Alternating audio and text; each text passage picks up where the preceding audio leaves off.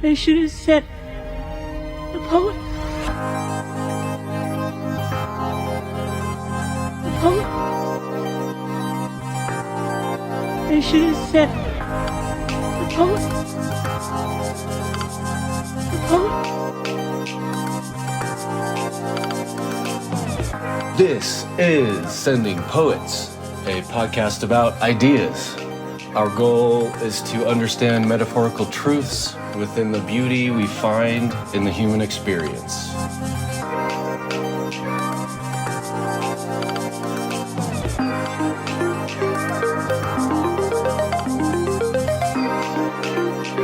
Sending Poets.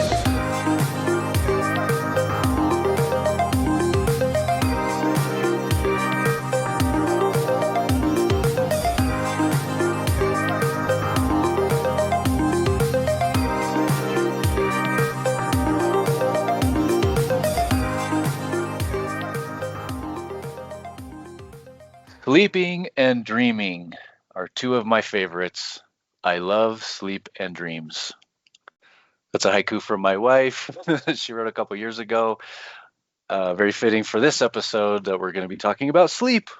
My name is John. With me is Bob and Tucker. Good morning, you guys. Hey, fellas. Howdy. So recently, actually don't remember. I think, Bob, maybe you were the one that found these 3 episodes of the Inner Cosmos. Stacy, my wife, Stacy found this. Excellent. Nice. Yeah, so Stacy found these 3 episodes of the Inner Cosmos podcast, which we mentioned a few times. David Eagleman is the host, and he did 3 episodes about sleep. Why do we sleep? Why do we dream? And the third one was about lucid dreaming. And they're incredibly fascinating, and we just all agreed this is worth a few episodes to talk through. So lots to say, but I think where we could start is kind of where David Eagleman starts, is why do we sleep? And in the podcast, he kind of says, there isn't a definitive answer. In some ways, I think that's encouraging. We're still figuring it out. Worth the research, worth the conversations to really determine, why do we sleep? I would posit there probably isn't a single, just like I've said before with many things, I don't think there is probably a single objective. This is the one reason we sleep. All 8 billion of us, are you kidding? But the 3 kind of popular theories are to rehearse things, so we can prepare ourselves for things that might happen, to forget things that our brain kind of says we don't need this in our brain anymore. We could just toss that out.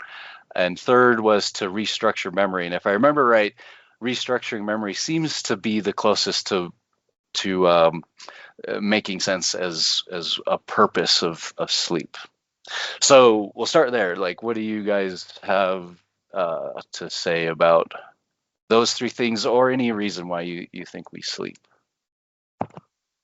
Well, I like the restructure memory side of it for its own reason. And I think it's kind of like defragging a hard drive. You at the end of the day, you got to shut off the sensory input so that your brain can kind of pick and choose what memories get stored, what can be thrown out, what can be, really put on a pedestal and something you're always going to remember. And it gives it a way to kind of build those neurons into what essentially becomes you better. I think if we were constantly awake, I think memory would become an issue. You can only process so much. You can only remember so much. And your brain has to basically shut off and forget, you dropped your fork 3 times at dinner last night. And that's not important. You don't need to remember that forever, Yeah. But I also like the rehearsed part. And it goes back to, I don't know when we were talking about it, but it's I do believe there's some sort of ancestral memory, maybe not actual memories, but how are animals born and they can walk an hour later? It's why do they have the instinct to, always be alert when it goes to the watering hole? There's something in there that gets passed down. And I think for humans, as creative as we are and as good at storytelling as we are, I think there's things that are passed down in dreams that, like, you get put in situations you've never been in real life, and it gives you some background in your waking moments that if you're ever put in that situation, you've already been there. You kind of know. Yeah, there's a reference point. Yeah. Kind of. Yeah. Yeah. So, I mean, that's. But why do we sleep? I don't know. Other than the benefits to the brain, how much benefit to the body is there that you don't get by just sitting in a chair and relaxing? Well, you cannot die. I think that was one of my take homes, was when you don't sleep. And by the way, you meaning like fruit flies and animals and like everything essentially, as far as we know, as far as it was conveyed on the podcast, everything has sleep, such that even specialized sleep in, say, dolphins or marine mammals, where they're sleeping one half of their brain at a time. Right. That was fascinating. Mhm. Yeah. So sleep as a condition of survival, meaning just to live. And tragically, there are people that had genetic injured their brain, certain areas of their brain that allows them to fall to sleep. If they get damaged, it's fatal. Yeah. Guinness Book of World Records removed the record for, Staying awake or whatever. Staying awake. So, I mean, these things it's a fatal thing to not sleep. And that's fascinating. A third of your life is sleep. And obviously there's dream sleep and non-dream sleep. So REM, rapid eye movement, and non-REM, deep sleep that's restorative. So I think, just right off the top, I don't think it's uniquely human. I think it's all mammals, Sure. And so Yeah. I would say pre-human, there's a reason. So I would not, I do agree with what you were saying, John, about it's multifactorial. There's lots of different layers here that are in play. It's not one. But I would start with to maintain life. Seems like that's the oldest reason to have sleep. Now, I think Eagleman pointed out, especially with daytime creatures, makes no sense to be awake at night, expending energy trying to hunt for food in the dark, and When they maybe can't see very well, When you right? can't see very well, more they just- susceptible to predators or whatever who Totally. do see at night, all those things, right? Totally. So maybe an ancient mechanism of preserving energy. And so it's so powerfully encoded in our biology that if we don't follow through this, even if it's not necessary for us now, and we have lights, we have refrigerators in our house, we don't have predators, etc. So maybe it doesn't apply anymore, but it's still rooted in our deep history, back to Tucker's concept of, shared memory or lineage, learning from the past through your evolutionary process, something like that. I don't know. I mean, it seems like there's nothing that doesn't fail to sleep. What was it, like fruit flies will die in 3 days or something like that, without sleep. Right. I thought that was fascinating. Like, it just seems like, I think it'd be interesting. I mean, purely theoretically, if you had a time machine to be able to see, okay, where did sleep start? Was it always a thing, or was it something that evolved? That's a good question. do cells sleep? Do like single-celled organisms sleep? I don't know an answer. Right. Yeah. But multicellular organisms, it seems like, even at the scale of, like I said, fruit flies. I mean, they're very simple creatures, right? I mean, these things don't have but probably hundreds of thousands of neurons, something like that, like a minuscule amount, like a pin of the head of a pin kind of level of size brains, but still they have to sleep. Well, and I mean, would it be even more important for smaller creatures to sleep? Because, I mean, if you think about it, they're still taking in the same, and sometimes even more, visual information than a human is. Interesting. But they have much less capacity to store that. Like we have what, trillions of neurons? They're 100,000. Like, they still have to process all that information, but there's no way they can store it the way we That do. I that wouldn't makes me think. that makes me think of that example that he gave about the one creature that he named anyway that doesn't go through REM sleep.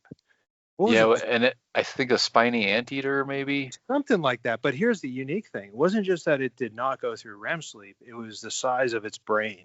Right, it had It a had more a larger than normal brain. larger than normal brain. So that goes back to what Tucker's saying is processing this visual information or sensory information. And then one of the concepts of sleep is to do away with the memories that aren't useful, right? Get rid of these random associations. I think he said, the dog barked and then something happened. Well, the thing didn't happen because the dog barked. It just Yeah, happened after the dog barked. So trying to get rid of these things is perhaps a function of sleep or dreams. I like that a lot. yeah. I thought it was interesting how, he'd made the point about, and one of you just said it, I forget who now, but daytime, nighttime stuff and how that ties to circadian rhythm. But I think he was just keeping it at the level of like 12 hours of sunlight, 12 hours of daylight. But that just kind of made me think like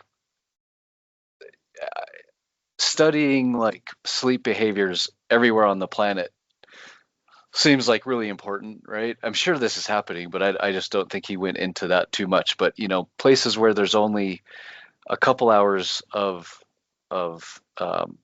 daylight in a 24-hour period, or nighttime, darkness, High and and low latitudes. But he didn't go into that, but he did go into that experiment of the guy who went into the cave for 6 months.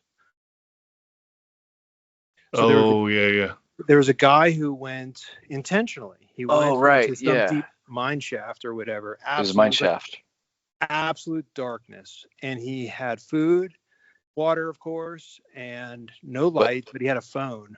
And he would call up to his and not like a counter. cell phone, because this was like a lot, like no clock, like no Yeah, watch, right? He had no nothing watch, to indicate what time of day it was, right? And precisely. it was a one, I think it was a one-way phone even. One-way phone. Only he could dial out, and he only Yeah, would dial in case of emergency, obviously. But only yeah. he would dial would be when he went to sleep, when he woke up, and I think when he ate his meals. And so, over 6 months, he lost all recognition of what the outside day-night cycle. So his circadian rhythm was destroyed. But he kept, I think, a 25-hour sleep cycle, is my recollection. Yeah, that sounds familiar. So yeah, and right, that was kind of the point, is that um he was still able to sleep. It wasn't like he couldn't sleep because he couldn't tell if it was day or night. The body was still like, time to sleep, buddy. Not for you six know. months. Now, I'm sure I would guess it would be uncomfortable at first, and you still have a reference, like you can kind of remember seeing the sun, and you think it's probably noon today or midnight or something. But after a week or two, Yeah. I mean, I don't think you could possibly keep up with it. No. And But that and also, where I think that experiment's a little flawed is it wasn't focused enough on the sleep, because I think it was very influenced by isolation. Like, I would like to see that with a larger group. Oh interesting. Put yeah, them that down would there be. where they still have the interaction, where you still have some sort of group or society, and see what happens to sleep cycles then. Because I think the isolation part of that whole experiment was huge, because he came out a little weird for a while, if I remember correctly.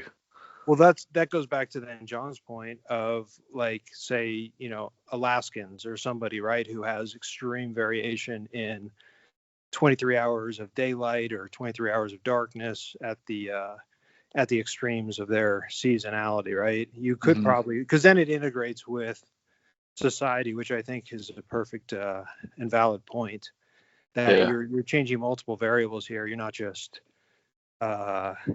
well, here's what we fixed it. I got it.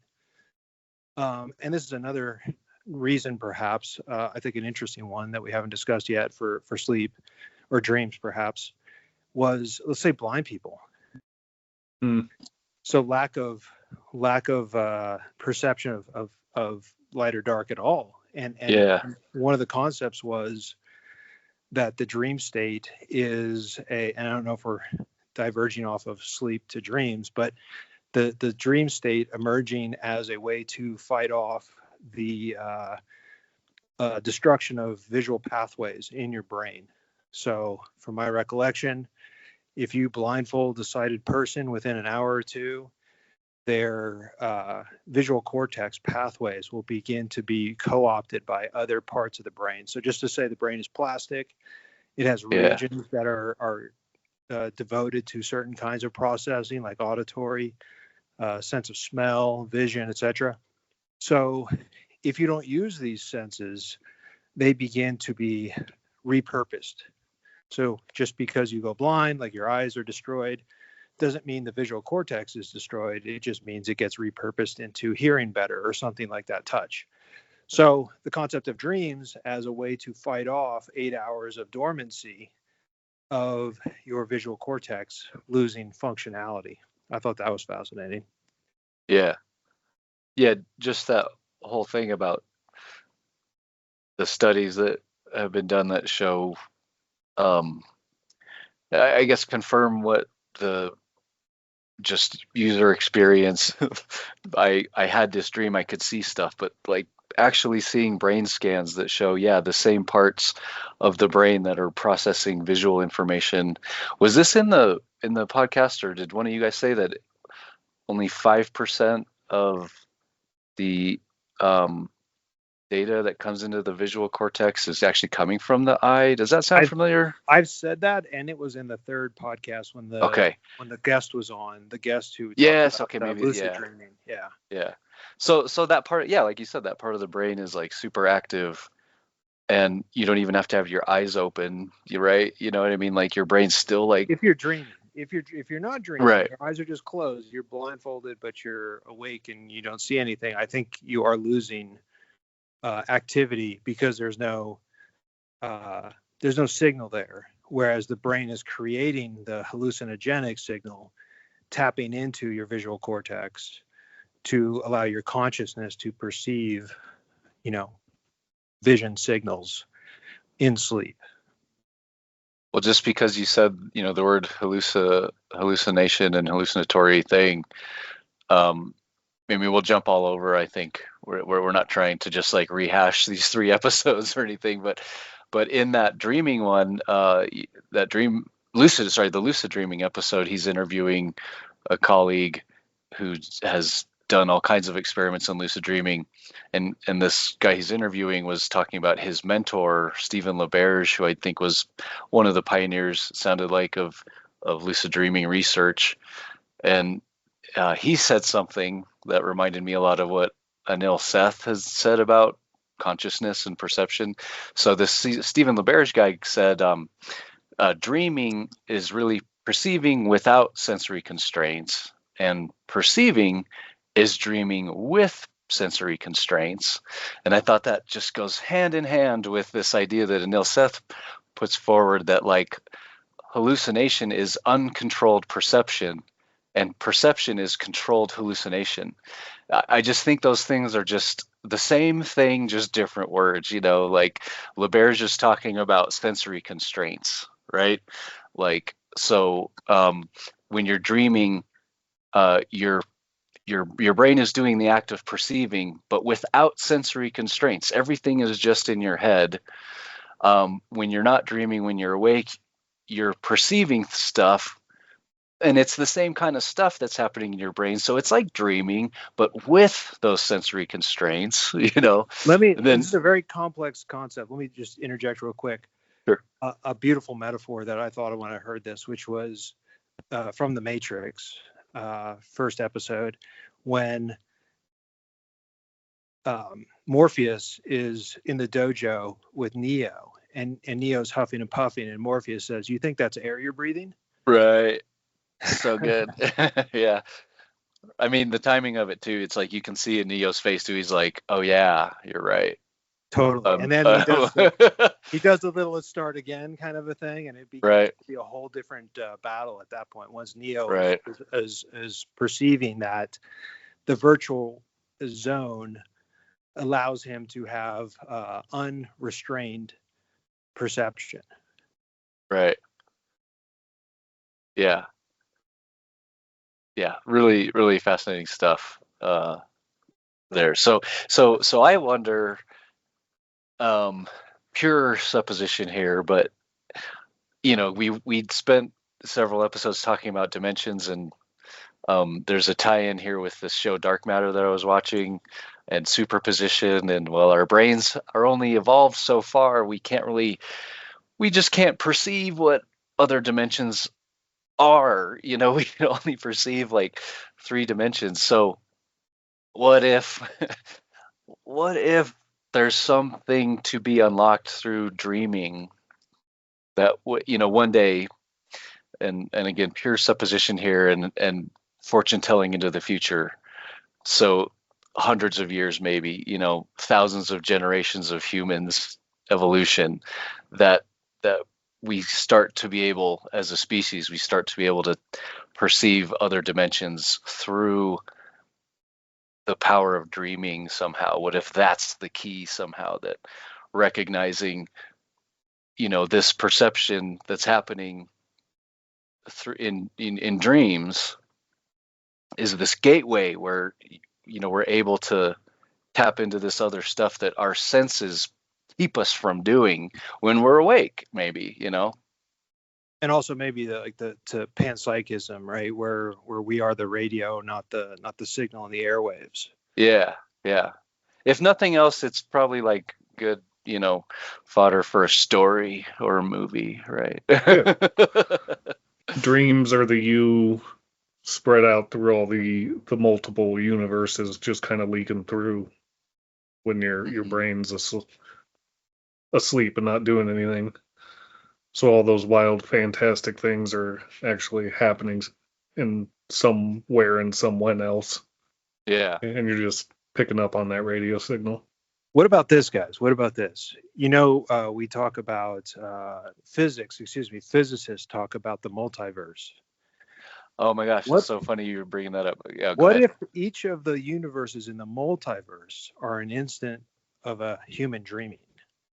That's exactly the plot in, or part of the plot in Doctor Strange and the Multiverse of Madness. Interesting. So the concept of the multiverse, right? It's becoming more prevalent in movies and stuff, and naturally, Marvel was gonna do a take on it. They've got a couple different things, but yeah, in that movie, when you're dreaming, your dreams are these other instances of yourself in across the multiverse. And what's so interesting is this is a solution, as far as my understanding goes.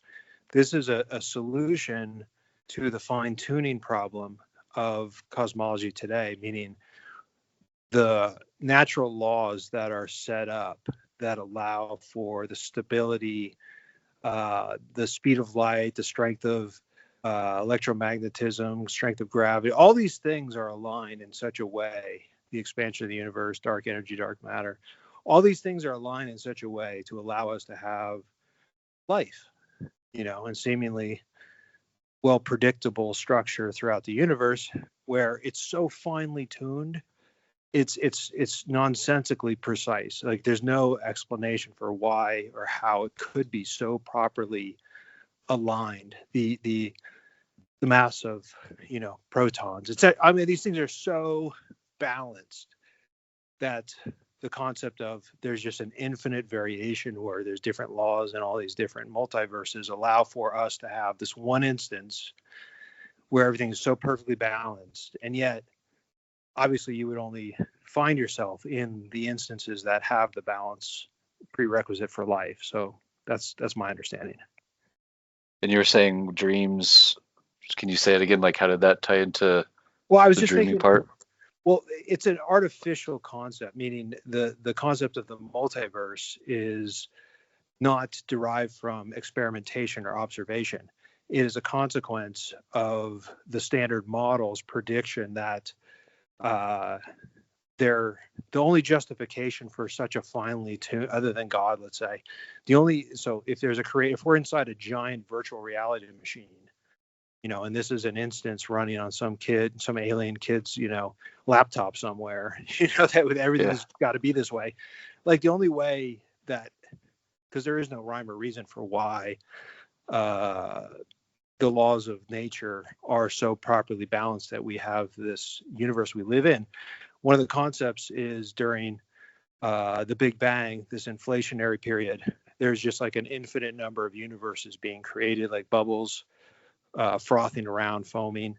And because each bubble has its own unique variance, almost like each individual dreamer has their own individual universe they're dreaming within, you could have an infinite number of physical laws. So you can get away from this fine-tuned predicament where not everything is fine-tuned. It's an infinite number of micro universes that have crazy different laws of physics, but the one that we find ourselves in is the only one, or one of the few, that would be stable enough to have life inside of it. Mm. But that could be a version of, I don't really believe this, obviously, but that could be a version of each dreamer, each dreamer's dream. So in other words, we would be the dream of another dreamer in some other universe as well, or something like that. You could kind of play this an infinite way of, as we dream, we spontaneously create other universes, and as other dreamers in other universes dream, our universe is one of the many that are spontaneously created. Yeah, I remember it's kind of like a core memory. I think it eventually helped shape my philosophical views. But I remember being a child and waking up for a dream and asking my mom, like, how do we know that, like, what we experience as life isn't just the dream of somebody else? And you can't prove it. I cannot prove that my whole existence is not somebody else, some giant creature's dream. There's no way to prove it. I don't believe that. But that's how crazy dreaming is to me, that like we just hallucinate existence. Inception. Yeah. It's crazy. Do you remember how old, did you say, do you remember how old you were when you asked your mom that? I'd like elementary school age. Pretty young. I definitely want to talk about some Inception stuff, of course, but before that, another piece that came up that was fascinating to me was David Eagleman in the podcast. He says his parents told him we only dream in black and white, and he has a memory of thinking like, "Nuh-uh, I dream in color. Like I think I dream in color." And then he, looked into it in his later life, and it seemed like it was a generational thing. And so my personal experience, I definitely remember probably elementary school ages, probably around that same time. Isn't that beautiful? Like when we're young, it's just so easy to dream sometimes. It's like the weight of the reality of the world kind of sometimes takes that from us that we get older, cynicism sets in and stuff. But when I remember asking my parents, not about dreams, but looking through old pictures, and just in a moment of like pure innocence, and it just made a lot of sense to me to ask this question. I asked my parents, like, so what was it like when color started happening? Like when things started not being black and white? Because it didn't occur to me that like that was just the film, that was the technology. Of course, everything had color all along, but in this innocent youth, I was just like, that was what the world looked like. So I was like, what was it like when color started happening? And my mom kind of laughed and like, oh, I know that explained it, haha. But it was this pure thing. So anyway. When I heard him say that about his parents dreaming in black and white, I texted my mom and I was like, "Do you guys remember?" By the way, the what he found was, again, it was generational. It seemed to be very linked to the advent of television and photographs and stuff. Everything was black and white because that's just what the technology was at the time. That they hadn't figured out how to like transmit color and everything. So that seemed to be a thing that this, a bunch of people were consumed at some rate or another, with this new thing of watching, sitting in front of a TV and everything was black and white. And that seems to have been a factor in making their dreams black and white. Anyway, so I asked my parents, do they remember? Just a week or this week I asked, and my mom said she generally doesn't remember her dreams that much, and she doesn't remember dreaming in black and white. But my dad definitely does. My dad definitely remembers dreaming in black and white when he was younger. And this is also really interesting about my dad, because in the podcast, there's this piece about the hippocampus, which is suppressed during REM sleep, but that's the part of the brain that's used in converting short-term memory to long-term memory. So he was explaining that that's one of the reasons it's so hard to like retain your dreams. When you're waking up, it's right there, it's in your short-term memory, but your hippocampus is like still coming online, is kind of how I understood it. And by the time it's like active and doing its job of converting short-term memory to long-term memory, it's already gone from your short-term memory. Is that kind of track with how you guys understood that? Yeah, but it also makes me question the practice of like dream journaling, because as we've talked about, whether I don't remember if we talked about it on an episode, but you describing a 5-second dream is going to take you a page. You're right. Yeah. And so how Yeah. much are you filling in what you actually dreamed with what your now awake brain is trying to create the story around this dream?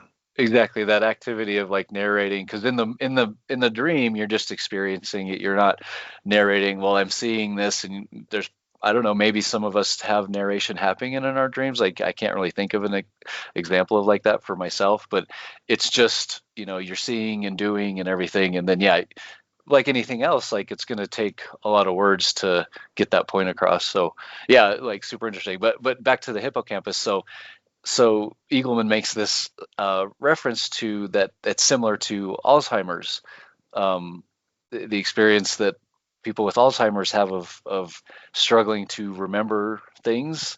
That the he didn't explicitly say that the hippocampus is like damaged by Alzheimer's, but that something in there is the impression that I got, that something in there is similar. I liked his take. He said this maybe is a way to help us empathize with people with Alzheimer's when we get frustrated that they can't remember something.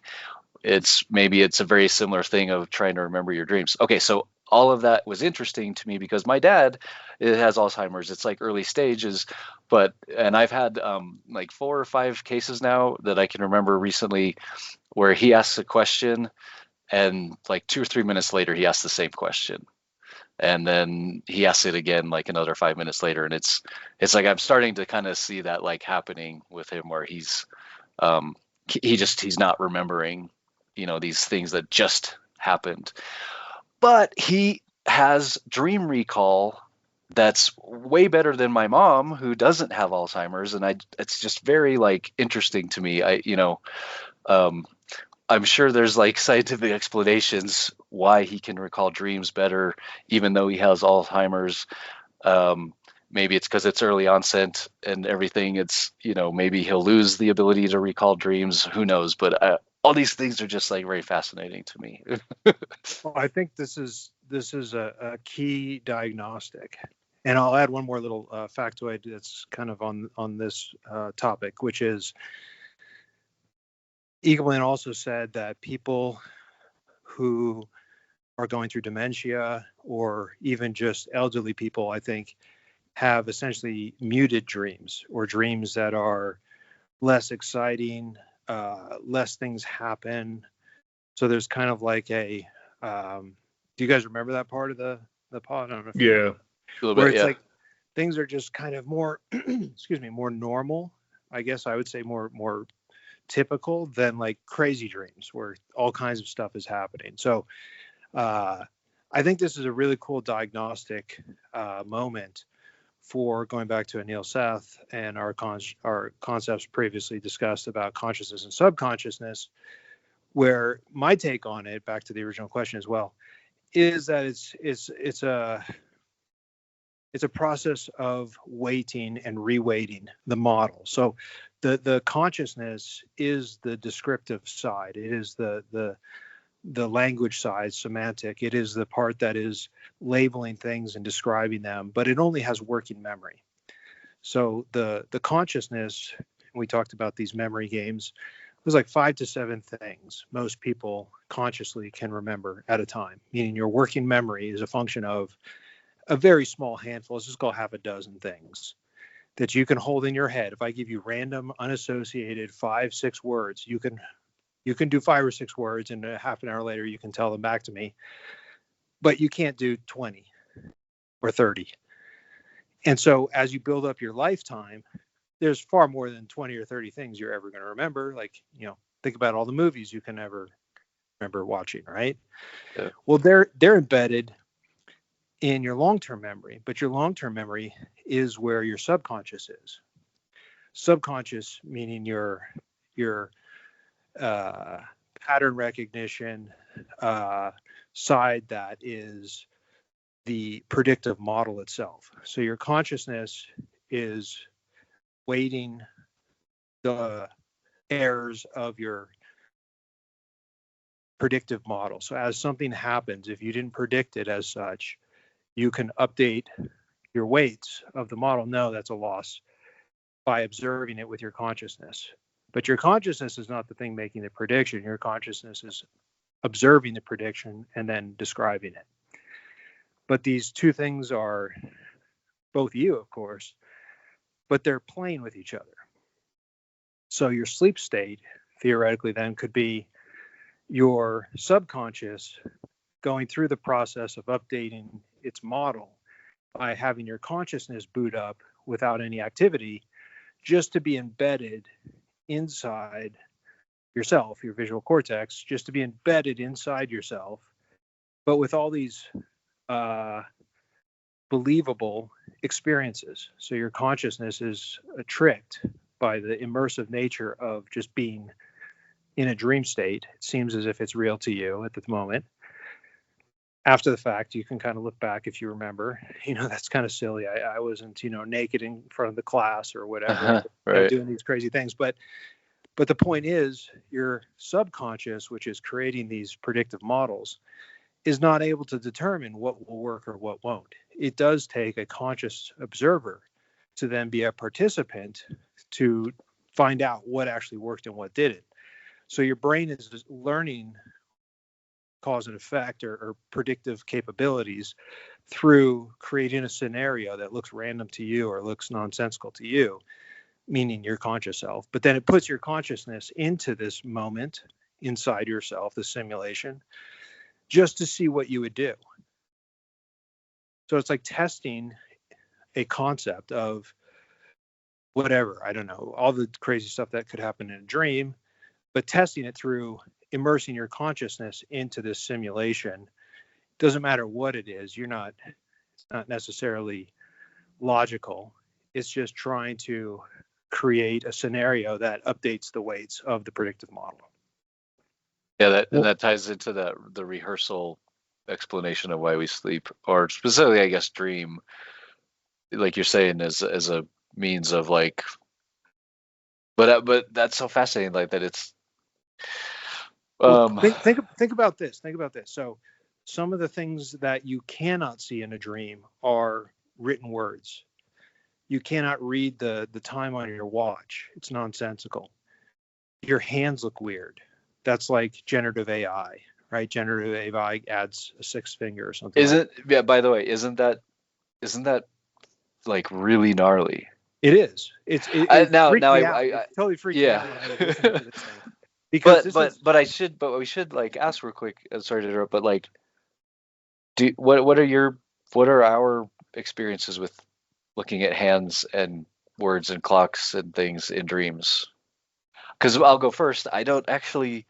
It's weird. I don't know that I have many memories of that. And now I know this thing. So now the next time, if I'm able to think about it in a dream, to look at my hand or look at a clock and I see it, I don't know if that's something I would have seen anyways, or if I'm seeing it because I've listened to this thing now, Anyway, but you guys, do you have memories of dreaming about hands or clocks or anything and seeing like, yeah, this looks unreal to me? I don't know necessarily that I do, but I kind of, talking about this just now was kind of having the thought of, I wonder how much of my dream state is influenced by video games. We talk Mm, about black and white and then going to color TV. Well, how many of us are just dreaming in first person view now? Or are there Totally. people who dream in third person view if that's the type of game they like to play? Are they a foot behind themselves watching themselves interact with the environment? right. I don't know. But like I think one Tetris of the is the thing, things right? Didn't they say yeah, Tetris? I think they yeah. said And I people and dream in Tetris blocks. and I definitely have that experience. It was on the way to the Northwest Death Fest in Seattle in 2006, and we drove. I think maybe you and Hammer flew, right, Yeah, Tucker? I did fly for that one. The rest of us drove, and it was Tetris on the Nintendo DS that you could play against each other, and it was just hours and hours and hours of playing Tetris, and it's fun. I mean, it was great. You can team up. There's different like modes. It was fun as hell. But yes, that night, and even in the car, like trying to drift off or whatever, if like it's just as soon as I close my eyes, even before You're I start dreaming, it's just like I see these Tetris blocks, and I definitely do have members of dreams.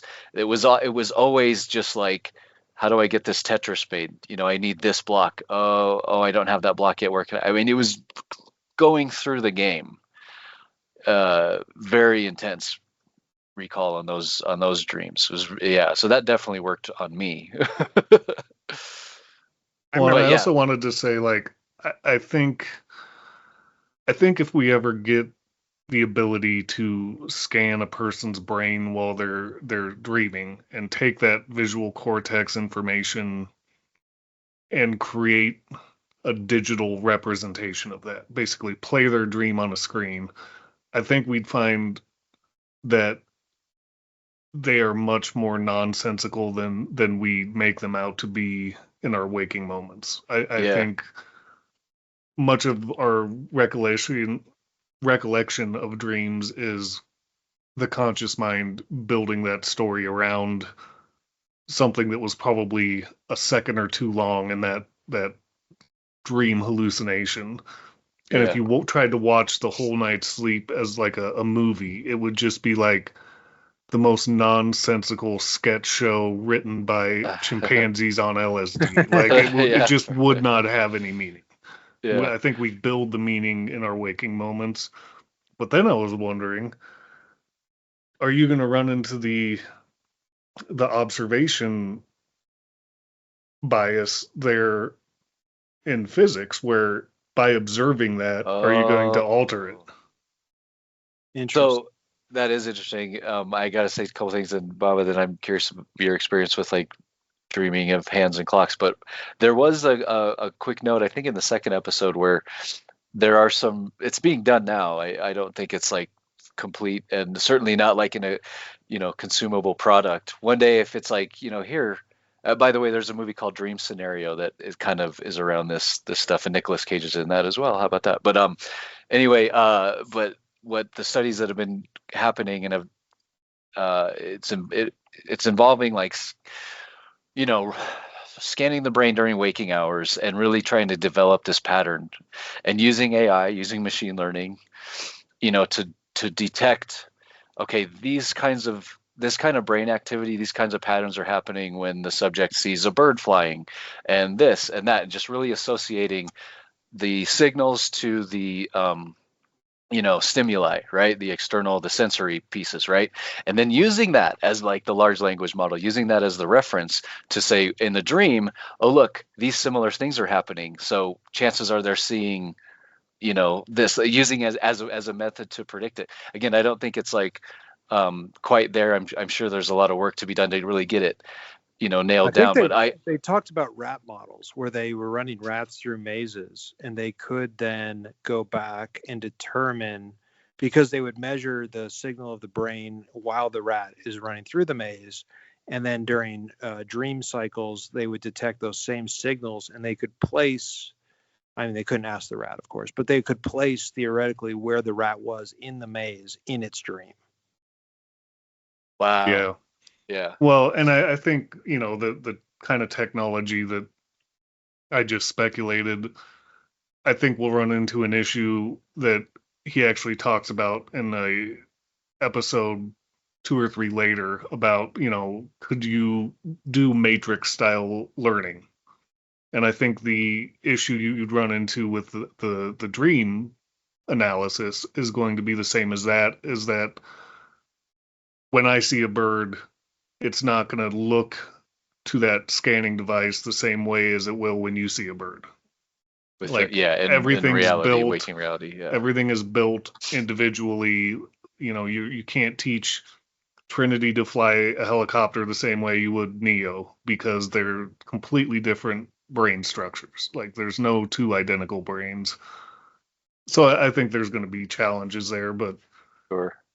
Well, I think with Yeah. machine learning, they could recognize the pattern, but you're absolutely right. I think there's not an absolute version of learning to do this or that. It is unique to the individual, but perceiving that, a computer could learn your way of what your Yeah. perception of the thing is.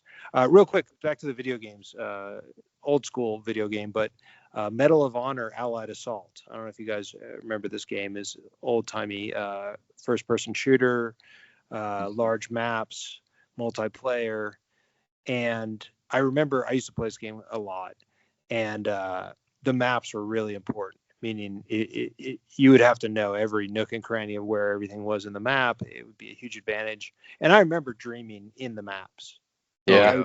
I wouldn't dream fighting people. I would just dream running through the maps. Yeah. And those are the most exhausting dreams to me. Like, they just don't feel like restful type dreams. Yeah, your heart rate is up. Like, nothing's happening, but you're anticipating something to happen at every second. But you're just going from door to door, hallways, jumping out windows, across the courtyard. All the places where you would go, and you have your little special spots or whatever. I definitely remember that, but I don't remember too much. I'll be honest about hands, clocks. I don't remember. I do notice, just recalling or thinking on it, I don't recall ever seeing typewritten stuff, anything written. I've never Right. seen anything written, which Same I thought here. was striking with the amount of visual, data I've consumed. And it goes back to this thing of the abstraction. So the abstraction to me is inherently conscious, whereas what it feels like to run through a map, or what it feels like to fall or fly, or what it feels like to drive is subconscious. It's experiential, and that is this tension that we have, where we have the subconscious side, which is giving us the feeling of something, and then the conscious side, which is describing it, abstracting it, labeling it, using words. But the two things are not trying to accomplish the same task. They're like two halves of a coin or something. And so understanding the difference between where the movie selection comes from versus picking the movie, going back to the Sam Harris example, right? The subconscious is giving you, do you want to watch Ghostbusters? Do you want to watch The Matrix? Well, you get to pick, but you're not the one creating these bubbles of thought of which movie comes up next. But you're the same person. They're obviously from you, but they're from a part of you that is unseen until you see it. And then once you see it, you're deciding, no, I don't want that one. No, I don't want that one. Yeah, that's the one I want. But then you trick yourself to think, yeah, I came up with, I want to watch Groundhog Day. But did you really? And that's where this awakening comes when, and I think it's fascinating with the dream state and the fact of hallucinations without constraint versus perception. The reality is a hallucination with constraint. It's all the same thing, is my point. And anybody who's taken a hallucinogen and there's a transitionary period, obviously once you're like fully tripping, you're like, oh yeah, I'm totally tripping, I get this. But there's a point before it kicks in, or as it's starting to kick in, where things start to get a little bit gray. And not literally gray, but just the middle point between black and white, things start to get, that's the face Yeah. I'm seeing is not, I don't think that's his real face, or Right. the I wall, don't like think. Yeah, I don't think that the face wall's is not, really melting. yeah, You the know. wall's not breathing. I know the wall's Yeah. not breathing, but I can see the wall breathing right now. What is Right. that all about? And so I Right. think this is part of the awakening of, we, meaning our conscious selves, are living inside a greater self that is giving us the experience that we perceive consciously. And it's really hard to get away from what I see and what I know is the real thing. It's objectively real. My consciousness is making choices. I have free will. I know we're getting a little off topic here. I apologize. But I think it's just illustrative of this greater concept of the duality of mind. Yeah. And dream state, I think, is the first tell, the first experiment, if you will, that we all go through that tells us there's something else going on here. It's not just straight and narrow. Well, going back to the hands thing, and I'm kind of surprised they didn't bring this up on their podcast, but have any of you ever thrown a punch in a dream? Yes. How did that go for you? Terribly. Exactly. It doesn't work. It like throwing a punch in a pool full of molasses. Like, Yes. but Yes. I think there's a reason for that. And I think it has to do with, have you ever gone to throw a punch or a kick and jerked yourself awake? Interesting. I don't recall that. And I've never like punched someone I was sleeping next to or like anything like that. But I think like maybe when you're more on that borderline between fully dreaming and fully awake, your brain hasn't quite shut everything down just to that visual cortex. And so you have a physical reaction that wakes you up. But I think once you're fully in that dream state, I think you're existing only in that visual cortex. Like, and so you can't throw a punch because your brain's like, no, if I allow you to do that in your dream, Interesting. your body knows that signal and it will do that. And so I think it suppresses that part of the brain enough that the visual cortex can't tell that story because it doesn't know how to do it without doing it In real life. in Yeah. conjunction with the other parts of the brain that'll make that happen. Yeah. I like actual, that, but I have a different take on that, but I like that a lot. And it, by the way, that dovetails to, I think we should tell the story about the guy who was sleepwalking, and he sadly, knifed his mother and father-in-law to death or whatever. And Yeah. and he had some brain disorder. It's not like, everybody does this, obviously, but it's a real thing. I mean, what you're talking about, Tucker, I think is an absolute real thing where you can have these crossover moments. But here's where I come in. I like that a lot. But here's where I come in on the punching and the hands thing. Like, why does a generative AI model get the hands wrong? Do you guys know? No, I don't think I do know. What about you, Tucker? I don't know the reason, but I think I'm going to say it's because it's based on art that was created by humans, and there aren't many artists who are good at hands. Especially you go back into the Renaissance, medieval paintings, you look at the hands and you're like, ooh, that's not good. You're very close. So imagine the art that we see, a digital example of something, as a bunch of pixels, right? Just individualized pixels. They don't have meaning. They're just a shade of color in a 256 color wheel or whatever. And the mathematics behind the model is predicting what each pixel will look like. And the amount of variation in hands, the amount of complexity and complication in the structure and how they are positioned, in all of art, all photographs, there's so much variation with how hands look and are enacted, meaning the talking with your hands or how your hands are held at rest or whatever. There's so much variation that the ability to train a predictive model into getting each of those, because there's no understanding. The AI doesn't understand hands. It's not it's not like someone wrote a program about hands and this is the constraint of a hand and they have 5 fingers, one of them's a thumb and blah, blah. No, it's none of that. There's no understanding at all. It's just a mathematical predictive model that says when I took all these inputs and we made all these outputs and some human said this one's better than that one and we reinforced it and updated the Right. weight of each model an infinite number of times, the math gets very good. But things like fingers and hands are inherently problematic to get as well trained as all the rest of it, like the color of your shirt or how a face looks or a nose or whatever. There's far more training available on the similarities between noses and eyes than there are between, your hands and how many fingers you have. And there's no logic there. So this goes to the subconscious concept.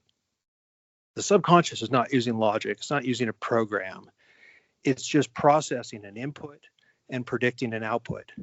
And there's an observer component, your consciousness, that says, no, you were wrong. Or and then you update the weight and says, no, that was wrong. Or if it's correct, it just lets it go. You did a great job. It's correct. And you feel good. The point is the AI or your dream state is trying to take an input and create a predictive output that matches reality.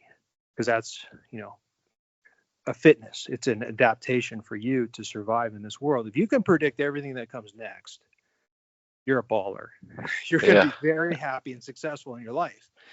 So my concept back again is, the dream state is a controlled version where your subconscious is making predictive models and embedding your consciousness into them to see how you would judge what happens next and how you would reweight that predictive model so that when you're awake, you can do this. And, obviously you don't get many tests of being chased by a lion or something like that. So it's, it's nice to do it in your dreams because you probably only get one chance in reality to run from a lion.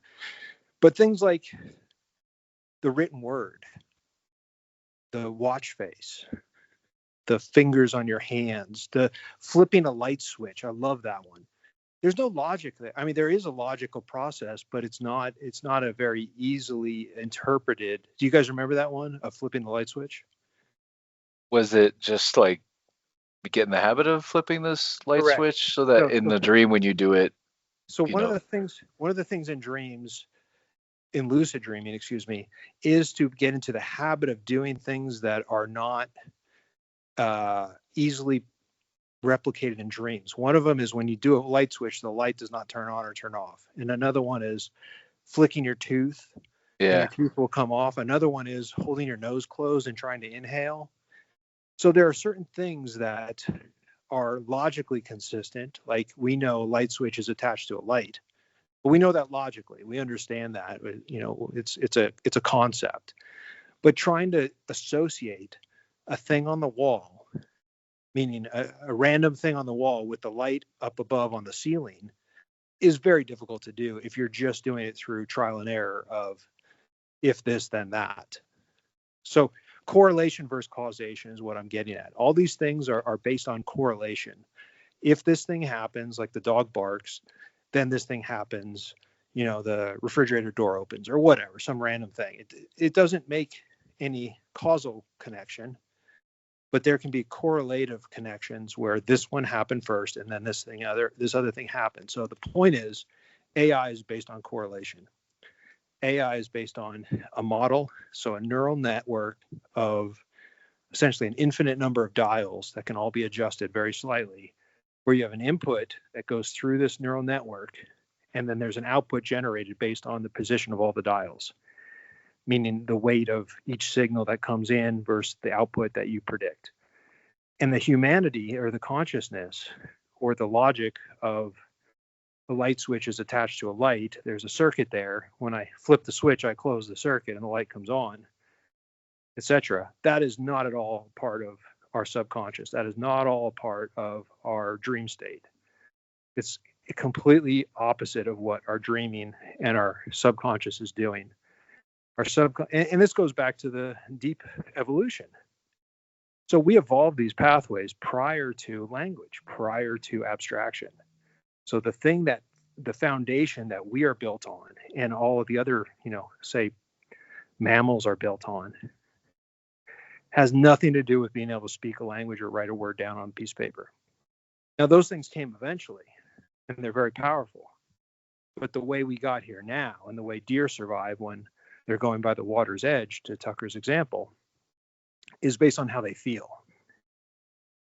They feel a certain kind of way based on what kind of body they have and what kind of environment they've been brought up in. But they don't have any abstract logic component. They don't have a program that someone told them, the water is a great place for crocodiles to hide underneath, or the water is where the lions hang out at because they know you're going to be there. None of that is happening in the animal kingdom. We all agree on that, right? Like, animals are not using language that we don't know about to process complex causation and then making decisions based on these very deep conscious thoughts. As far as we can tell, right? As far as we can tell. Maybe there's some magical thing with sonar and dolphins and squeak shark over there. Who knows? But anyway, excluding marine mammals. No, I think that's a good point. Excluding marine mammals. Let's just say the standard way things happen in the animal kingdom is animals feel a certain kind of way. Would we all agree animals feel things? Oh, absolutely. Yeah. So they have emotions. They have fear. They have, anger. They have some kind of joy or passion of, consuming things or whatever, or escaping being consumed. So they are built on this, if this, then that model, correlated with reality. And they can update their weights through experience. Humans are uniquely adapted, and this goes into the dream state, to use our abstraction to update our weights, to use our words, our conscious thoughts, the abstraction of logic itself. And so my point is integration of our dream state, which was already there. It was created because you have to have sleep to live. You can't live without sleep. And then being able to access our visual cortex and disconnect our conscious memory of this thing. It's not for our conscious benefit, is my point. We're not going to have any conscious benefit. We're literally going to have zero recollection of most of these things occurring. It's literally just for the subconscious, I'm supposing here, to use as a tool our consciousness. It is using our consciousness as a tool to update its weights. Regardless if we remember or not, it means nothing. The memory of your dream is not at all significant because you're not the one creating the behavior. The behavior is downstream of how it feels to be in a certain situation. And that feeling comes from your subconscious. That's emotional, informational content. So I want to try to connect these dots here, because I don't have a memory of throwing punches in dreams. Perhaps because I don't think I've ever thrown a punch in my life. I'm just not a violent type of person. I'm a lover, not a fighter. Anyway, maybe that's why. But I do have many memories. Think it is? 'Cause I'll go here. Why do you think it is then that it feels so weird to throw a punch in a dream? Well, so what I was going to say is I do have memories of trying to run in my dream, and inevitably, like maybe at the start I'm able to run really fast, but invariably a point comes where it sounds very similar to what you guys described, where like it's like trying to run through in a swimming pool. Like in my dream, I am struggling to like move my muscles, and again, it's recurring enough that invariably when I'm running in a dream, I get to a point where I get down on all fours and I'm like trying to like leap like a lion or something to just like, because I'm trying to run for whatever reason. And so to connect these dots, like in what Tucker said, like it makes sense that my brain is like, yeah, even though it again usually starts that I am able to run, but at some point my brain must be like, keeping my muscles from actually doing the motions and moving my legs and my arms and pumping like I'm running. That kind of tracks. And then, but what you're saying, Bob, is there probably is something else, right? And I think that's what you're asking. So, like, why do I think think it's hard? Why do you think it's hard to do these things, these very specific actions? Now let's just stipulate that for this discussion, your body's turned off. It doesn't matter what you do physically, let's just say. And obviously sometimes it does matter in sleepwalking and, not a complete disconnect of your physicality. But technically speaking, most humans are their muscles are completely shut down. You could do literally anything in your dream, and all your muscles, other than your eye muscles for the rapid eye movement, everything else is shut down. Large skeletal muscles, everything else is shut down. Yeah. So in that context, what do you think it could be then? Why is there difficulty in doing these things? Well, I wanted to make another point about the whole AI thing, but there wasn't a good place to interject. So I was lucky enough to go to Italy a little over a year ago and tour some of the most fantastic art galleries I've ever seen. But if you look at the difference in realism between painters of an era and sculptors of the era, it's mind-blowing. The sculptors were much more able to capture realistic human and animal forms in blocks of granite than any painter was.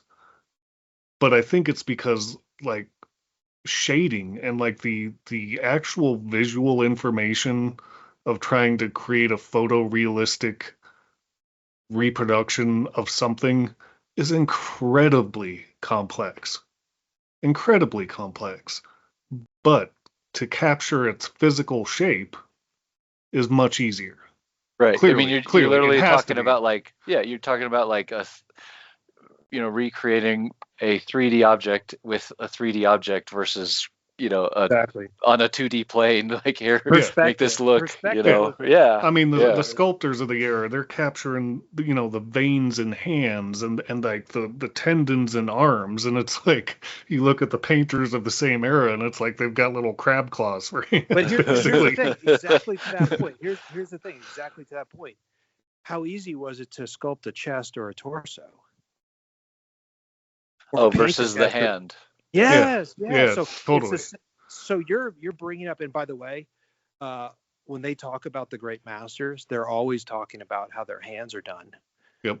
And so that is the unique identifier, that the complexity and variation of this one type of object of the human body is the breaking point, where it's so much more difficult because of the intricacy and because of the variation and uniqueness and amount of positions you could hold your hands in and shadows that are created and all the rest. That is the same exact reason why it is difficult for AI to create realistic hands. And also, I'm going to answer the question I asked before.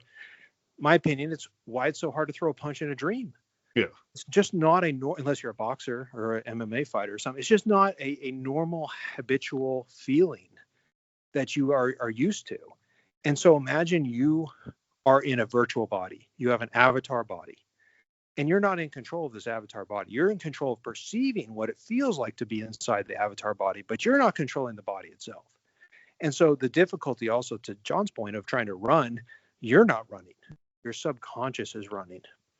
You are in the body of an avatar where your task is to update what happens next through conscious perception, but you are not the one controlling the body. The body is being controlled by the subconscious, which is not used to running. I was about to say, like, okay, this all, maybe it's coincidental, but it seems to like all track and line up nicely here. When I was younger, I ran a lot, like, recess and stuff. I wasn't like a big sports guy, but like I ran a lot. And I don't run. I mean, I run on a treadmill, but that's not the same thing. But, hold on. You discounted one thing really important I want you to talk to, which is, what were you running towards, or what were you running from? For play. So in a for dream, fun, running for play, for fun. In a dream, the situation is you're being chased. I think yes, sometimes, and sometimes I don't know. I think maybe it was just running for some reason, but what I was wondering is, like, because my physical body hasn't actually ran like that in so long, like, maybe I think that's what you're getting to too, that like my subconscious is driving this activity, but my memory, my body memory isn't Doesn't Yeah. it's been Even forever if you since run, I've done that. I don't know what it even if feels you like run to a actually lot, do that. but You even if you know? run a lot, if you're not a professional runner, let's just say you're a kid who runs an average kid amount, you're still mostly walking and mostly sitting, mostly laying down. So as a function of all of your muscle memory and all of your, this goes back to what Tucker was talking, I think in the pre-show discussion about learning music. I thought that was exactly the point I was going to bring up, which is when you're learning music. Tucker, can you restate the story, please? Yeah, so basically when you're learning music, you shut down other areas of the brain. The whole internal dialogue, the whole creating sub stories to whatever's going on right now, and you're just focused on turning that experience into muscle memory. And Practice, then practice, once it's, practice. yeah, practice, practice, practice. Once it's muscle memory, you can play those songs and you can hallucinate in your head whatever you want and still do that. You can think about whatever. You're not focused on it anymore. You're just you're going through the motions to enforce that muscle memory, and while you're doing it's like driving. You can drive without Yeah. thinking about driving, and you can think about whatever you want. But then like once for me at least, once you're like playing that piece of music for someone, the brain shuts down again. At least for me a lot. I'm not thinking about other things. I'm focused on creating that experience for someone else. And to do that, I go back into that learning phase where it's But like, it takes hours and oh yeah, hours and hours. Yeah. hours and hours. So this goes to the competency quadrants. So as this is generalized, as you learn a skill, you start out as unconsciously incompetent. You don't even know what you don't know. You've never picked up a guitar before in your life. Then you become Consciously incompetent. consciously incompetent. Now you know, okay, I'm learning the scales. It hurts my fingers still. I have to look at the frets. I have to read the music. Then you become consciously competent where now, yeah, I can play this song, but I have to think about it, right? I have to go through, I know what comes next. This is the hard part. This is the part of the song I always mess up. I have to think hard. Then eventually you're playing live in front of 10,000 people and you're unconsciously competent. You don't even have to think about it. In fact, you're at this blissful Zen state where you're just vibing with the experience and your fingers are moving like they know what to do and you don't even have to think about it. Is that fair? I think Yep. so. Yeah. I have a question about that, unrelated, but I think you're going somewhere. So So you're yeah. the cap to this thing is in your dream state. When you get to the point of it feels like molasses to punch or I'm running in a swimming pool, your body is going through this moment of incompetency. So your subconscious doesn't have the muscle memory, if you will, to get you to the next level of feeling like I could just punch through a wall because I've done it so many times. So that is the test.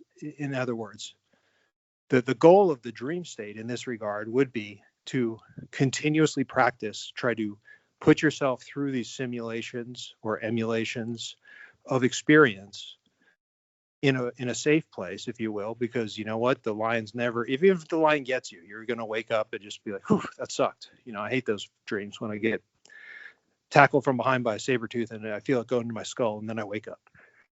Well, you could practice that an infinite number of times in your dreams and never, pay the penalty. And so the theory would be evolutionarily, it's giving you practice time. It's giving you practice time to feel what it feels like to run for your life or to punch somebody in a life or death situation or whatever. And that's what I think, one of my take home messages is your subconscious is playing a corollary game, does not understand causation, and repetition is how you build up progress in a corollary game. Well, and this is part of the reason I would like to work on the lucid dreaming stuff myself is I have a different kind of theory on why it's hard to run in a dream, and it's because when you're running in a dream, where are you going? You don't know. Your brain doesn't know. And so when it doesn't know, like, I don't know what to display when you get where you're running to, it goes, I have to stop you from getting there because I don't know where that is. It's like, Where that's I an think interesting point. Yeah. I think if you could practice lucid dreaming enough to where it's like, okay, you're consciously aware I'm running for this reason and this is where I'm going. I Yeah. bet you could get to a point where not only can you run there, but you could run there much faster than you could in real life. Yeah. And I think that's that's that's true. that's where I'm Yeah. excited for like lucid dreaming and wanting to work on that. I really think you could make your own superhero movies in your dreams. Like I Sure. think you could get to that point if you practiced. Right. You know what else I that could be reminds- like, real quick, I could be like, I'm going to run to Montana and meet Bob, and then I'm gonna run to Tucker's house, and like, well, I know the path to Tucker's house. That seems like it'd be easier to do. But if I lucid dreaming and trying to like, I've never been in Montana, right? So like, oh, It'd be that harder sounds to fun. run in Montana. Yeah. It'd be Yeah, harder because to- I don't have a reference, right? Yeah. Well, it makes me think of. I love that concept, by the way, Tucker. It makes me think of one of the solutions for the Fermi paradox, which is that, we're looking out, like we're all in a video game right now. This is, so dream within a dream within a dream kind of shit. But imagine you look out.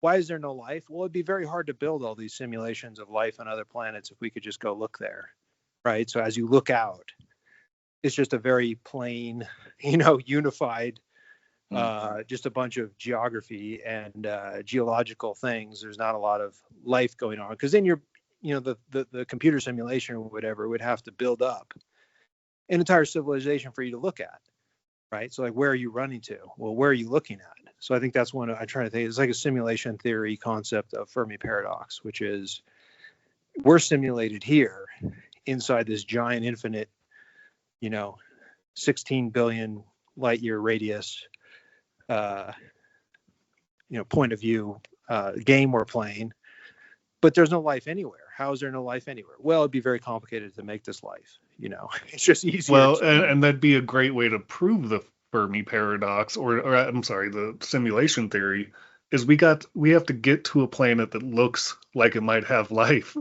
and we may find out that, oh, well, it doesn't actually render that life till you get close to it. That's exactly the point. And so your Yeah. point, in the dream state, as you run, you're going towards the unrendered area. Yeah. Yeah. I got you. I like that. Yeah. That was very interesting. Just a quick time check. It's already been like an hour and 15 minutes, you guys. I just can't believe it. But anyway, why don't we plan to do? I know you mentioned lucid dreaming, but I think there's so much to say there. Why don't we plan to really dig into that the next time? That's cool. Yeah. That's And cool. there's plenty of other stuff too. But anyway, so I want to go back to the unconscious competency thing. Just curious if you guys any performances come to mind of somebody that you saw who really was imbibing that state of just effortless. Oh, the fingers Les Claypool, hands down.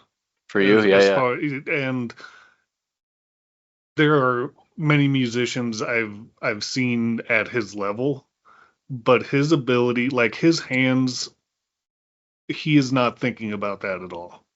Like his hands are just machines that absolutely know what to do and do them mechanically and without a second of conscious thought. Yeah. It's amazing to watch, especially as a bass player. His right hand, he has a very unique, almost banjo-like style with the way he strums and incorporates slap pop into it and just finger style picking. Like it's truly, I think, masterful. Like I don't think. I know many people can appreciate what he does, but unless you're a bass player watching his hands, I don't think you fully grasp like how insane it is. Yeah. I feel the same way about Steve Vai. I've seen him twice, I think, and it just the words I have used is like he's just one with the guitar. It's not Steve and the guitar. It's this new entity that exists where, just the proficiency and mastery of what the fingers are doing to make these sounds, and just how you can see, like you said, it's like it's just happening on its own. His eyeballs are looking around. He might be looking at somebody. He's making facial expressions. He's, kind of moving or dancing in a way that's just like some weird fluid thing happening, but it's like every note is just like exactly what it's supposed to be, whether it's the right note or something he's doing a little different this time because like his finger wanted to bend that note a little extra or whatever. And again with like guitar, I think it's the same thing you're talking about, Tucker. Like I don't I'm fascinated by the bass, but I don't play it, and I just don't think I have the same appreciation that you do. And with the guitar, there's all these like, nuanced techniques, pinch harmonics and harmonic squeals with like a whammy bar, where, I know how difficult that can be. And to watch him just produce this stuff effortlessly, these sounds and stuff is just so amazing. So for sure, I think that's what you were talking about, Bob, like this unconscious competency that it's just, because again, the practice is there, Oh, this and level there's is actually achieved. there's two more I want to bring up. The guitar player, and I'm spacing his name, but he's the guitar player for Annihilator, which is a Canadian thrash metal band. Oh But yeah. there was a video. Roadrunner United did this project for their 25th anniversary. They picked 4 captains from various bands from their label and basically had those 4 captains each write 4 or 5 songs, and they were allowed to pick musicians from any Roadrunner band to come and play those 4 songs. Really cool idea. Still love many of the songs on that album. But so they bring in this dude from Annihilator to play a solo, and he's phenomenal shredder. He's more like the classical, just shredder. Doesn't use a ton of pinch harmonics, not a ton of whammy stuff, but just super, super fast, super precise scales. And he talks about, he's like, if I try to think about this and play it, I can't do it. Yeah. Yep, exactly. Like I have That's to it. just do it. If I think about it, I can't. Yeah. And so I think that's like Jeff Waters, I think. Maybe, Jeff Waters. That's him. Yeah. Yeah. Yeah. And I love that whole idea because, like, yeah, sometimes you have to practice it until it's in there, and once it's in there, you can do it, but you can't think about it and do it because you'll fuck it up. Yeah. But then I also want to bring up visual artist Tony Cole, like watching him just effortlessly create this stunning visual scene, and it's just like same thing. Like he's not thinking about it. Yeah. He's got the image in his head and he's just doing it. Like and he's very good at talking about what he's doing and why he's doing it, but it's just effortlessly done. He doesn't have to stop and think about, oh well, now I have to add this little bit of white here because that'll make this look that way. No, he just does it. It's all that knowledge is in there and it just flows out of him Intuitively. Yeah. That is just real quick, because that is worthwhile. We're kind of biased.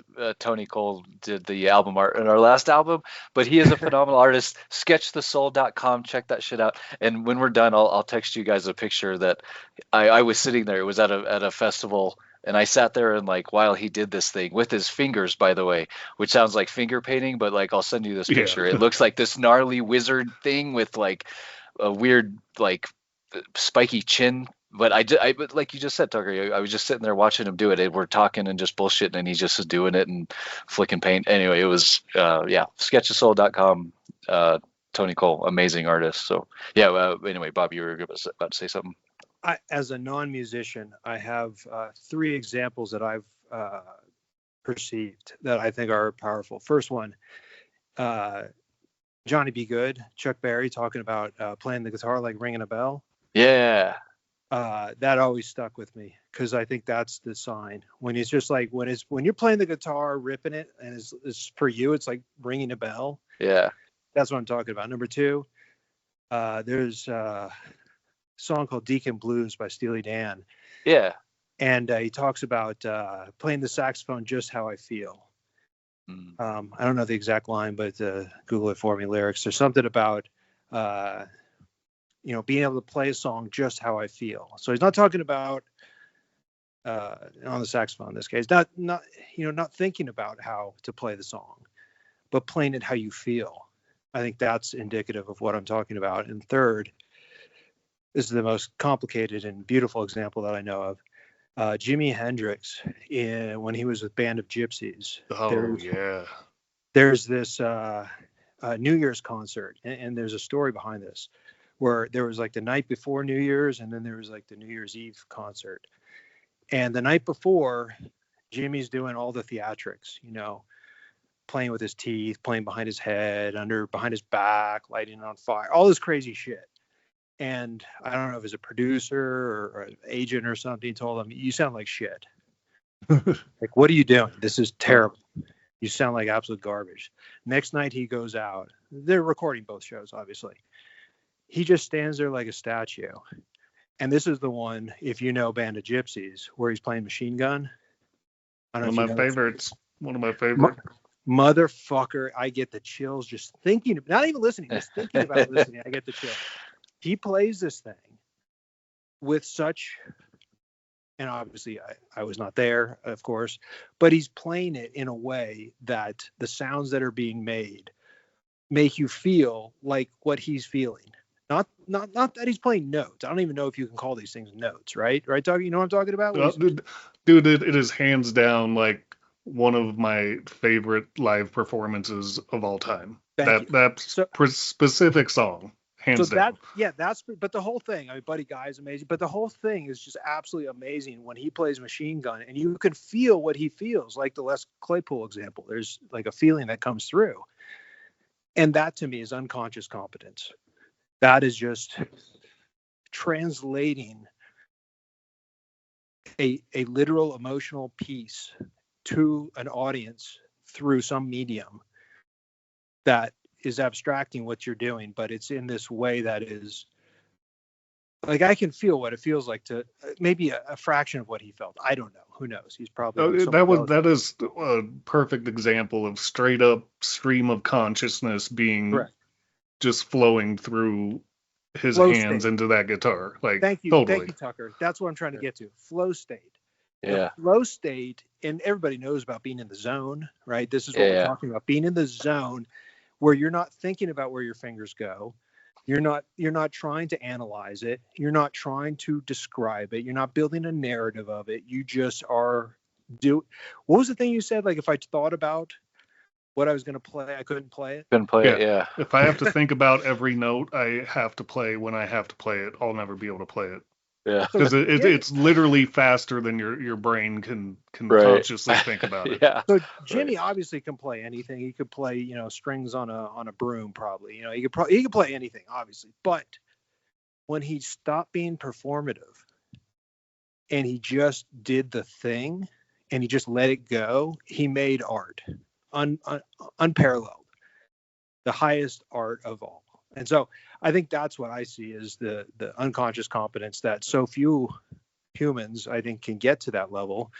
But it comes down to, programming. It takes years and it takes talent, obviously. Jimmy Hendrix, talented guy, but it takes the ability to do the thing without thinking about it. That's what I'm trying to get to. Doing the thing without thinking about it. Yeah. That is your dream state. Well, and I will say, if he ever tours with this project again, go see it, because it's the perfect example of that. And it was Les Claypool's Bastard Jazz project, and it was him, I think, a guitar player, saxophone guy, drummer, and percussionist. And you can tell there's a loose structure there. Like they've talked about it. They have a vague idea. But then they go out there every night and just do it. Well, I'm good. They're not playing a song. They're playing a concept. They're jamming. Jamming, right? And it's fucking amazing. Do you remember a long time ago when I brought up Skerrick?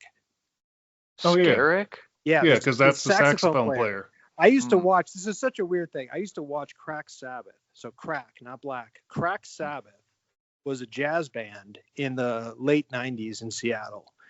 And Skerrick was the saxophone guy. And they would do War Pigs. That was like their big thing. They would do War Pigs. And they had the bassist. He would do the thing. It was fucking crazy. It was beyond crazy. They were just the most face-melting, insano, new fusion jazz kind of creative. I don't even know what to talk about. But now this guy, Scary, please go check out Crack Sabbath, their old shit.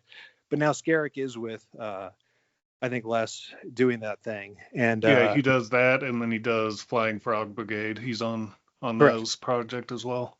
Yeah, really impressive. And I just happened to sit through like 200 of their shows back in the late 90s, which I will always kick myself for my old truck eating up the tapes I had. So we used to do recordings, like in the bar, we would record the shows. Oh yeah. And we had 4 or 5, double-sided. And I had this really bad truck that it would eat up my tapes, and they ate them all up. And I don't have these recordings anymore. I probably don't even have a device that could play a cassette tape, by the way. But I used to have the recordings. And what I loved is you could hear like the voices of the people in the audience, like the people at the table every once in a while talking. And it always gave me good vibes. Nice. So we've been talking about like music, and it occurred to me when the way you were talking about the jazz and the improv, and like, yeah, improv, like acting, the whole idea of like yes and is I think also in this intent to get in a flow state, right? Exactly. Where it's That's just exactly like improv. Thank you, John. That's exactly Yeah. the point. Is improvisational, where you're not rehearsed with a given script. You're not doing something consciously aforethought. You're literally doing Miles Davis shit. That's exactly the point. That's exactly 100%. You're doing spontaneous flow state. It's jazz. I mean, literally, it's just jazz. Is what we're talking about. Yeah. We could have just saved like a half hour, just say, "Hey, it's jazz." Yeah, have you ever heard jazz? It's that. It's that thing. It's great. Well, Which cool. speaking of jazz, like my mom specifically now, I know like doesn't like jazz, and I think that's part of it is because she doesn't know where it's going. Like there isn't a foregone conclusion. You can't listen to that same jazz song a second time and have it be exactly the same way because it's being improv slightly different. And I think some people are just like, nah, I don't like that. Sure. I mean, yeah, like play for your mom. Hold on. Play for your mom a Love Supreme. Okay. Play for your mom Coltrane. I think she'll love that shit. Oh, she does. But I'm Okay. talking the more experimental flow state stuff. The jamming stuff, you know. Yeah. Well, sometimes when it gets like atonal and like kind of just, I don't know. I don't get some of the stuff too. I get it. I get what you're saying now. But like I say, like jazz is that distillation of your subconscious into a shared experience, which is, it's like being in someone's dream, I guess. It's very fucked up. Yeah. And I don't like all jazz because I just don't like their subconscious. And it's not personal. Yeah. It's just like that 100%. doesn't work for me. Yeah. Interesting. It's not their fault. Just your dreams suck. Well, there's no intersection of the Venn diagram, right? They don't vibe together, right? Yeah.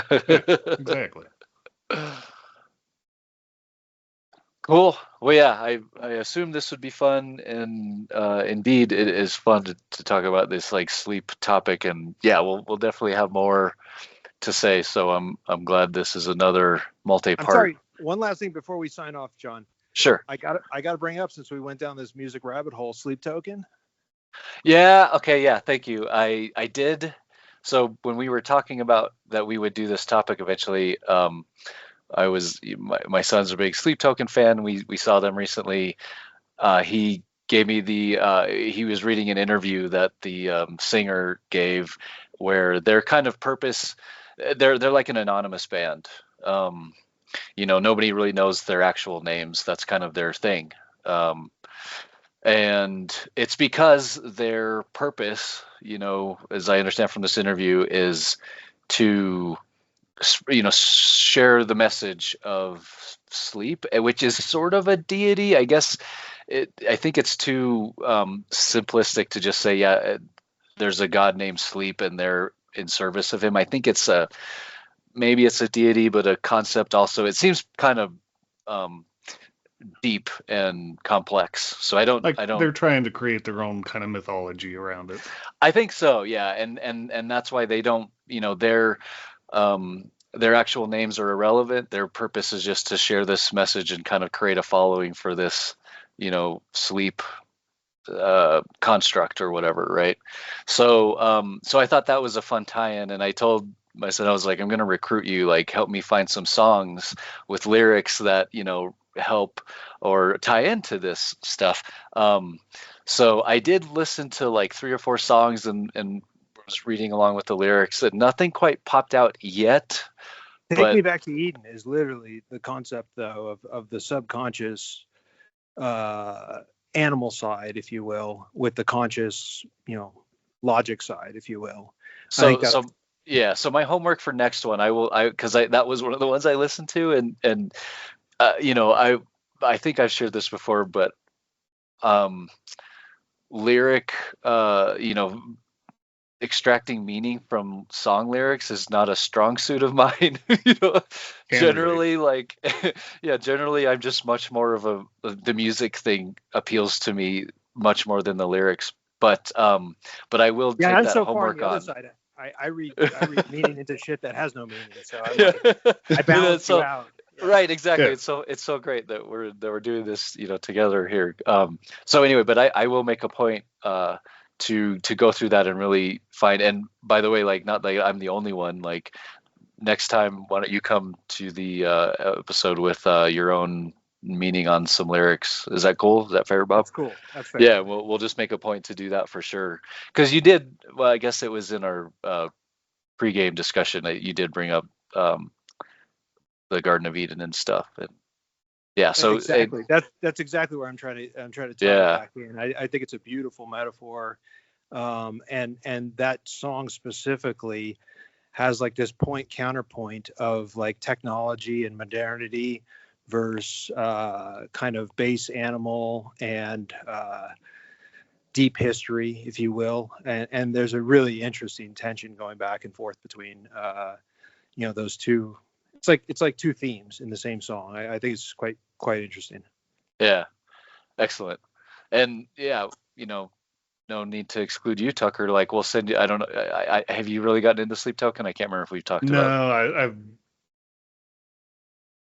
I probably, in my own bias engine in my head, kind of probably lump them somewhere around Ghost and too theatrical for me. But I being the conscious driver, I probably need to listen to them. I mean, very thematic. I think you're right. It's like a theme. It's like like you have theme albums. They're like a theme band, right? So you have to kind of buy in to that. Yeah, it's conceptual for sure. Like I said, there's this idea about sleep being a thing. So anyway, yeah. So fun things to look forward to the next one. We'll all listen to at least that one song, "Take Me Back to Eden," and we'll have some thoughts about that and how it relates to sleep and dreams.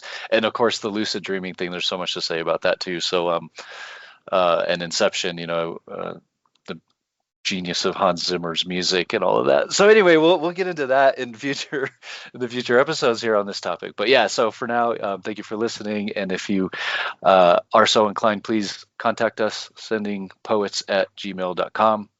To close out here, I found a fun quote from Henry David Thoreau. So, but again, thank you guys. And here is this quote: "Dreams are the touchstones of our characters."